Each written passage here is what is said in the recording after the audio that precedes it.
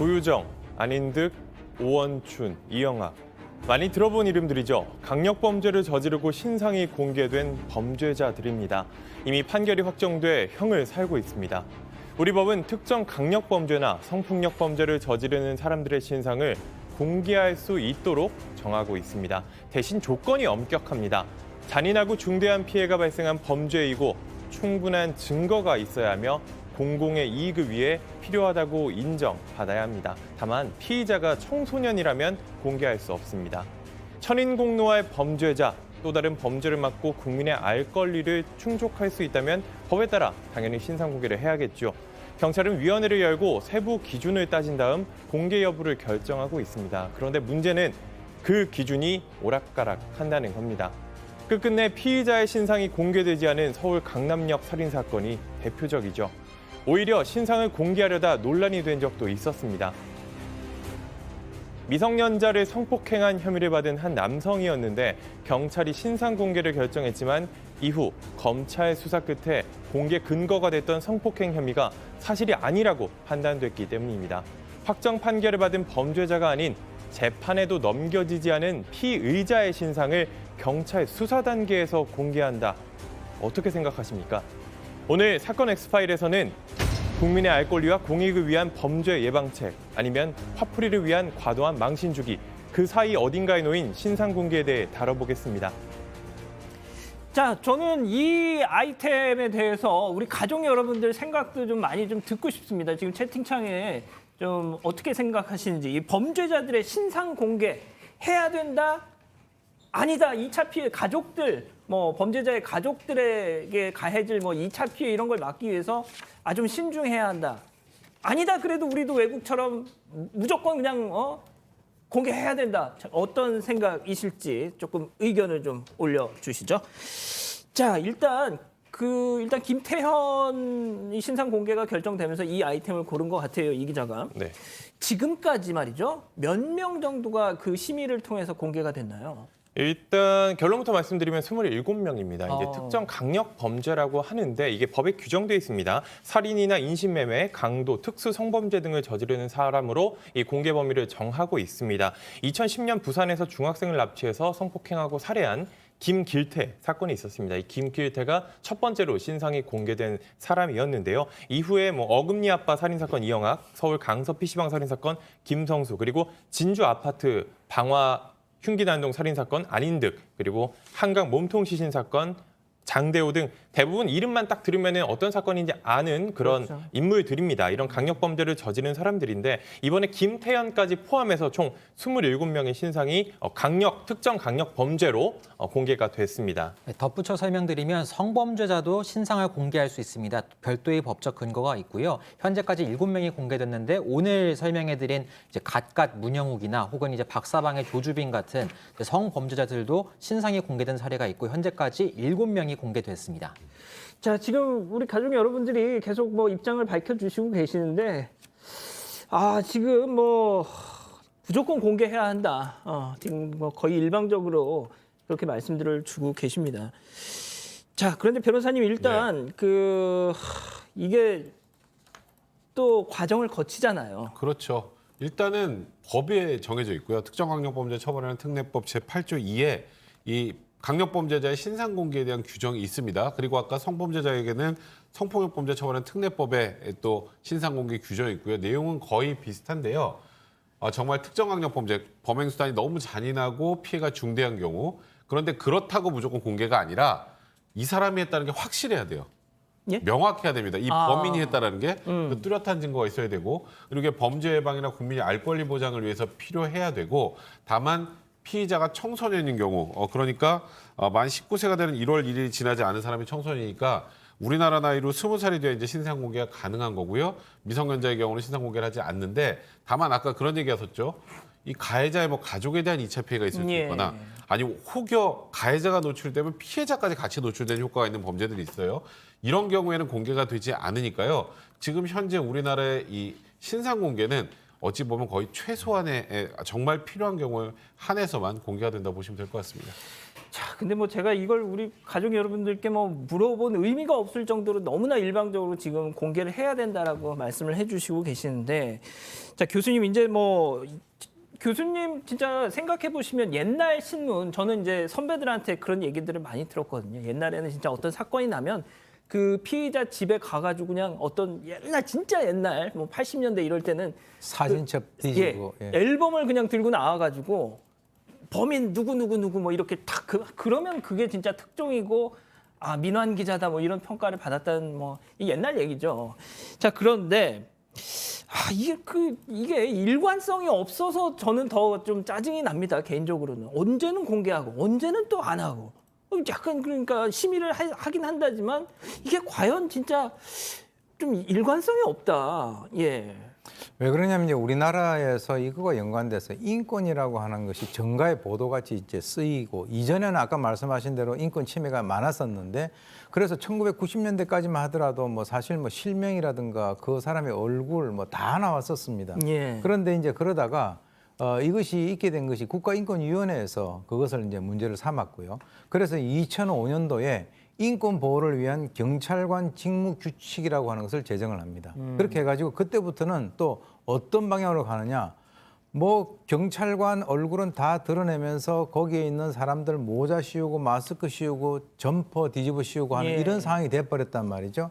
그러다 보니까 실제로 2004년에서부터 2009년도까지 경기 남부 일대에서 연쇄살인 사건을 벌이다가 검거가 됐던 강호순이 같은 경우에는 그때는 아주 사회 분위기가 나빠졌어요. 예. 아니 왜 저런 식으로 하느냐라고 해가지고 당시에 이제 경찰에서 공식적으로는 신상 공개를 하지 않았는데 언론에서 먼저 자체적으로 그 공개를 해버렸어요. 그 이유는 국민의 알 권리 그리고 사회 공공의 이익이라고 하는 그런 것을 위해서 이제 그렇게 공개를 했는데 그러다가 아까 말씀하셨던 2010년에 특정강력범죄처벌에 관한 특례법이 이제 만들어지면서 신상공개위원회가 만들어졌는데 그것도 최초에는 말이죠.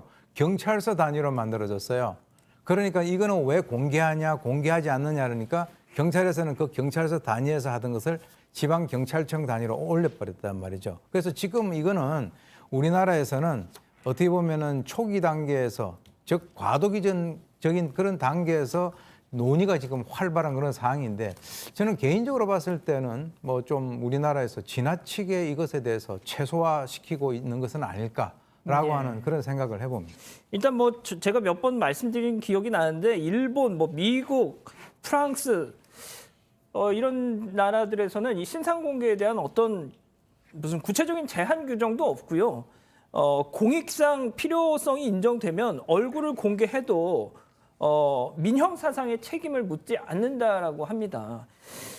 자, 그런데 지금 일단 이 신상 공개 이게 뭐 우리 가족 여러분들께서는 그렇게 일방적으로 뭐 말씀을 주시고 계시지만 그래도 찬반 양론은 있습니다. 자, 그럼 일단 제가 이 두 기자한테 먼저 물을게요. 어떻게 생각하세요? 저는 신상 공개 흉악범의 경우에 해야 한다고 생각합니다.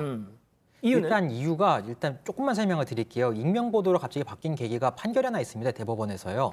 98년 판결인데 당시 보면 이제 어떤 범죄 혐의자라고 이제 언론에 보도가 된 사건이 있었습니다. 경찰에서 보도하겠다고 알려준 사건인데 이 혐의자가 알고 보니까 무고의 혐의의 피해자인 겁니다. 무고 사건의 피해자여서 이렇게 하면 안 된다라고 해서 나중에 익명 보도를 원칙으로 하자 정했던 건데 그 문제가 있습니다. 흉악범이 이렇게 공개를 하지 않고 내버려둘 수 있느냐라는 건데 일단 공개를 하면 실체적 진실에 접근할 수 있다. 실체적 진실에 더 많은 사람들이 목격자나 제보자가 나오지 않겠냐 이런 이야기가 있어요. 예를 들면 그 이제 아이 바꿔치기 사건 있죠, 유명한. 이런 사건도 신상을 공개하면 아는 사람들이 더 많이 경찰을 연락하지 않겠냐. 이런 식의 주장을 하시는 분들이 또 누리꾼들이 많이 계시거든요. 성모 씨. 예, 가족 여러분들도 댓글 많이 주셨는데 그러한 주장들이 있고 또 범죄 피의자인데 그리고 혐의가 확정된 나중에 이제 피고인이 되고 또 피고인에서 재판을 받아서 형이 확정될 수도 있는데 좀 범죄가 명확하다면 그렇다면 공개하는 것이 공익적으로 더 크지 않냐. 범죄 예방 효과 신원이 알려질 수 있으니까 범죄를 저지르지 말아야 되지 이런 것들도 있기 때문에 충분히 좀 찬성해서 이렇게 좀 많이 해야 된다, 공개를 해야 된다라는 주장들이 있습니다. 자, 후배가 이렇게 얘기했는데 선배 이도성 기자 가만히 있을 수 없잖아요. 저는 개인적으로 이제 신상 공개를 좀 조심해야 한다는 취지로 사실 이걸 준비했습니다. 지금 사실 악역을 자초하는 겁니까? 악역이라기보다 범죄자의 신상을 공개하는 건 사실 저도 어느 정도 동의를 하는데 범죄 피의자의 신상을 공개하는 게 과연 맞냐라는 의구심이 있거든요. 이게 수사 단계예요. 경찰 단계고 검찰 단계 검찰에 넘어가서 무혐의가 날 수도 있는 거고 재판에 가서 무죄도 날 수도 있는 건데 그렇죠. 이거를 먼저 그 단계에서 신상 공개를 하느냐에 대해서 저는 조금 회의적이거든요. 예를 들어서 성범죄 같은 경우에는 재판을 받고 유죄가 인정되면은 정보가 공개됩니다. 신상이 공개됩니다. 그래서 성범죄자 알림 2라는 인터넷을 통해서 이 사람이 성범죄자고 이게 문제가 있는 사람이라는 걸 알 수가 있어요. 근데 지금 말씀드리는 거는 수사 단계란 말이에요. 이 사람이 실제로 그 혐의가 없을 수도 있는 거기 때문에 이게 과연 이게 되는 건지 나중에 저희 사건 현장에서 사실 재심 사건까지 많이 다뤘잖아요. 실제 유죄 확정 판결이 나고도 사실은 그게 아니었다라는 경우까지 있는데 이게 과연 확정 판결이 나지도 않고 수사 단계에서 이게 하는 게 맞느냐라는 의구심이 늘 있었고 또 저는 또 공개 방식도 특히 전 조주빈 사건에서 많이 느꼈지만 조주빈, 문영욱 같은 경우에는 TV에 얼굴을 공개하고 인터뷰까지 한단 말이에요. 어떻게 보면은 범죄자들한테 자신의 변명 기회를 주고 입장을 설명할 수 있는 기회를 주는 거란 말이에요. 어떻게 보면은 차라리 그래서 전 지금 이런 식으로 공개되는 이 신상 공개가 과연 맞는가 이런 좀 개인적으로 알겠습니다. 그런 고민이 있었습니다. 예. 자, 선후배 간의 뭐 디베이트는 끝나고 둘이 알아서 좀 따로 하고요. 자, 이걸로 좀 마무리하겠습니다. 교수님하고 변호사님, 방금 우리 기자들이 얘기한 이 주제에 대해서 1분씩만 본인들의 좀 입장 좀 정리해 주시고 이거 마무리하도록 하죠. 먼저 변호사님. 전 이도성 기자한테 좀 죄송한데요. 예. 전 더 적극적으로 공개해야 된다고 생각합니다. 제가 이런 얘기를 한번 들었어요. 어떤 한 외국인이 그 피의자 얼굴 가리고 경찰 2명 이렇게 끌고 가는 거 보면서 옆에 끌고 가는 사람 범죄자인 줄 알더라고요. 왜 경찰관들의 신원을 공개합니까? 일단 첫 번째. 그리고 이게 최근에 좀 논란이 되고 있는 아동학대 범죄 같은 거 공개 대부분 안 되죠. 이건 특정강력범죄 들어가지 않아서 공개가 안 되는 거예요. 그리고 공개 여부가 너무 지금 어찌 보면 좀 너무 자의적이라는 판단이 드는데 저는 어느 일정한 수준의 이상이 되는 강력범죄자들은 신상 공개하는 게 맞습니다. 사실 그거는 범죄 예방 효과에도 분명히 있어요. 내가 이런 일을 하면 저렇게 되는구나. 그러니까 처벌도 처벌이지만 그렇게 되는구나라는 걸 알려주는 거고 아까 걱정하셨던 거 예. 혹시 나중에 무죄 나오면 어떡하느냐. 그런 사건은 공개하지 않습니다. 자, 이제 마지막으로 교수님. 네, 우리나라 같은 경우는 특히 이제 그 어떤 체면 같은 걸 굉장히 중시하니까 지금 저도 이제 같은 의견이에요. 같은 의견인데 왜 그러냐면 그러면 제가 이제 우리 이 기자님한테 하나 제 질문을 드리고 싶은 것이 무죄 추정의 원칙이라든가 형사소송법상에 있어서의 비밀 준수 의무 이것이 있기 때문에 공개를 해서는 안 된다라고 주장을 하는 논거가 되는데 그러면은 수사가 개시가 되기도 전에 지명 수배해서 그 사람들 얼굴을 갖다가 공개하는 건 그건 뭐냐 이겁니다. 그리고 과연 미국이라든가 일본, 프랑스 이런 쪽의 선진국이 우리나라보다도 인권에 대해서 전혀 생각을 하지 않기 때문에 그런 결정을 할 것인가? 그리고 현재 중요한 것은 이 가해자의 인권도 중요하지만은 이미 피해자, 즉 살인 그 피해자 같은 경우는 가족이 다 해체된 상태인데 중요도를 어디에다 먼저 둘 것인가라고 하는 그런 측면에 그래서 제가 너무 이렇게 좁게 하게 되면 논란이 계속되니까 일정한 범죄 이상 딱 되면은 그거는 그대로 공개를 해버려야 사실은 범죄를 저지르려고 하는 사람도 내가 저렇게 되면은 정말 큰일 나는구나 이런 효과도 있다라고 하는 측면에서는 저는 개방하는 것을 찬성합니다. 자, 지금 이도성 기자가 일방적으로 지금 몰리고 있는데 뭐 얘기를 안 하고 갈 수는 없잖아요. 유튜브에서도 이제 이도성 기자 생각 똑바로 하라고 이렇게 말씀해주시는 분들이 있는데 저는 개인적으로 이게 단 한 명의 억울한 사람이 나오지 않기 위해서는 이게 나올 수도 있는 거잖아요. 모든 사람이 완벽할 수 없는 거기 때문에 단 한 번의 이런 억울한 피해를 막기 위해서는 최대한 조심스럽게 접근해야 되는 게 맞지 않나 지금도 그렇게 생각을 하고 있습니다. 예. 알겠습니다. 뭐 워낙 이게 뜨거운 논쟁거리라서 뭐 본인의 어떤 처한 입장이나 뭐 생각, 뭐 살아온 환경, 배경에 따라서 다 생각하시는 바가 다를 수 있겠죠. 알겠습니다. 이 정도로 정리하죠.